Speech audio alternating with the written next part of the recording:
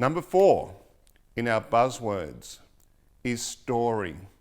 Storying is huge when it comes to passing on faith to our children. Amanda Honts-Drury wrote a book called Saying is Believing.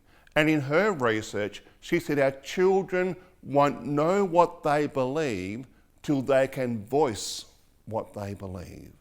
Testimony, storytelling, sharing how faith works for them. Stories are important in our young children's lives. I like to call the twilight zone the bedtime time, where we can sit down with our children or lie in the bed alongside them and read them a story or tell them a story. Children need to know 5 layers of stories in order to be discipled. You know, the stories of the Bible, the grand narrative of how Jesus and God have stepped into Earth's history and what that looks like. The grand narrative of Scripture. They need to know the stories of the church universal. How the church formed. Those early people in our church. Also the great stories that we have. Florence Nightingale and George Mueller and those missionaries that went out and were pioneers for the word. Tell those stories. Number 3, in those stories of your church denominational. Why are we an Adventist church? How did we form? And what are the stories? You know, I'm here because every Friday night growing up, we'll sit around mum and dad's bed.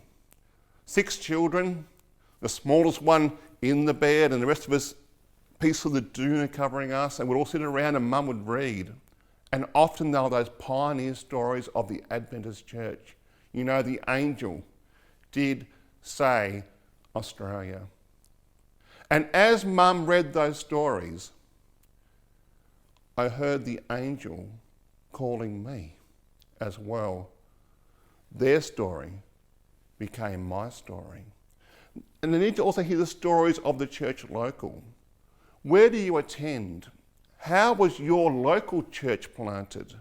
What are the stories of people of faith in your local church community?